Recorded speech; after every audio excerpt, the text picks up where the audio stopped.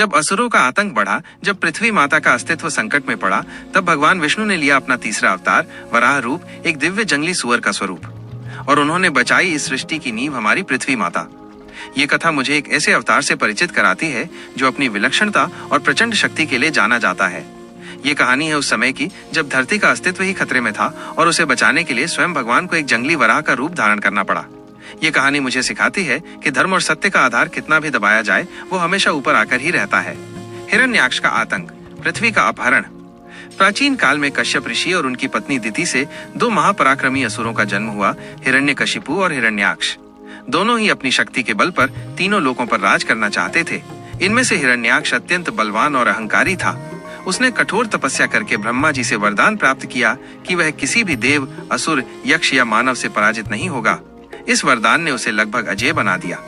शक्ति के मद में चूर होकर हिरण्याक्ष ने स्वर्ग पर आक्रमण किया, देवताओं को हराया और सृष्टि का संतुलन बिगाड़ दिया। उसकी दुष्टता इतनी बढ़ गई कि उसने पृथ्वी माता भूमि देवी को ही चुनौती दी।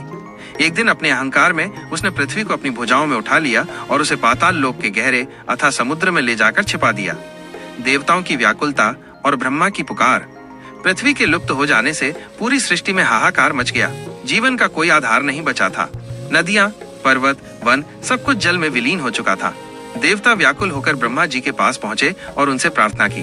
देवताओं ने कहा, प्रभु, सृष्टि का आधार हमारी पृथ्वी माता ही लुप्त हो गई हैं। अब हम क्या करें? जीवन का ये चक्र कैसे चलेगा? ब्रह्मा जी स्वयं चिंतित हो गए। उन्होंने आंखें बंद कर समाधि में बैठकर भगवान विष्णु का ध्यान किया।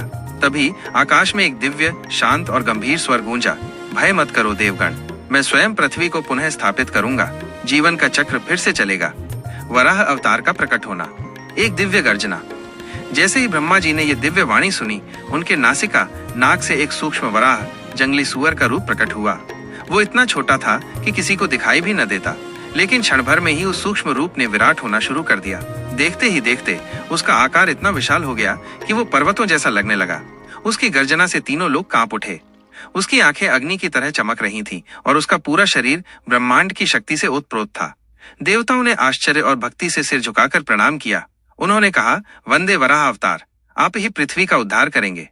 यह वराह कोई साधारण जीव नहीं था, बल्कि साक्षात विष्णु का तीसरा अवतार था। हिरण्याक्ष से महासंग्राम। भगवान वराह ने बिना समय गवाए अपने दिव्य शरीर के साथ क्षीर सागर की गहराइयों में छलांग लगा दी। उनकी गर्जना से पाताल लोक तक थर्रा उठा। वे अपनी तीव्र दांतों से भूमि देवी को ढूंढने लगे और जल्द ही उन्होंने उन्हें अपनी दाढ़ों पर उठा लिया।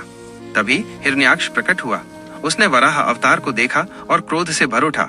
उसने गरज कर कहा, अरे पशुरूपधारी विष्णु, क्या तू मेरी शक्ति को चुनौती देता है? तू मेरी भुजाओं से छुड़ाई हुई पृथ्वी को मुझसे छीनना चाहता है? वराह ने शांत भाव से कहा, तूने सृष्टि के आधार का अपहरण किया है, मैं उसे वापस स्थापित करने आया हूँ। इसके बाद दोनों में भयंकर युद्ध शुरू हो गया। हिरण्याक्ष ने अपनी गदा से वराह पर प्रहार किए, लेकिन वराह अपनी प्रचंड शक्ति से उसका सामना करते रहे। यह युद्ध सहस्त्रों वर्षों तक चला। आकाश से देवता इस महासंग्राम को देख रहे थे। वराह की गर्जना और हिरण्याक्ष की गदा के प्रहार से पूरा ब्रह्मांड गूंज उठा। असुर का वध और पृथ्वी का उद्धार। अंततः वराह अवतार ने अपनी दिव्य दाढ़ों और प्रचंड बल से हिरण्याक्ष का वध कर दिया। अधर्म का नाश हुआ और देवताओं ने जय जय श्री हरि का घोष किया। इसके बाद भगवान वराह ने पृथ्वी माता को अपनी दाढ़ों पर बहुत ही कोमलता से उठाया। उन्होंने धीरे धीरे जल से बाहर आकर पृथ्वी को उसके सही स्थान पर स्थापित कर दिया।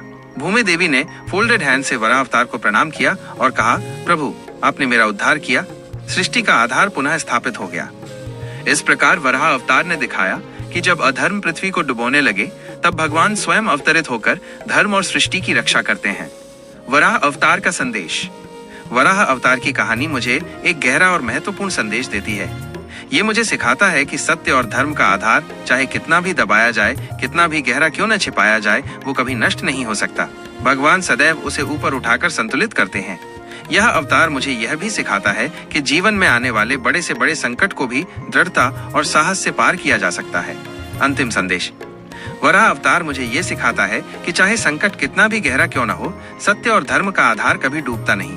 भगवान सदैव उसे ऊपर उठाकर संतुलित करते हैं।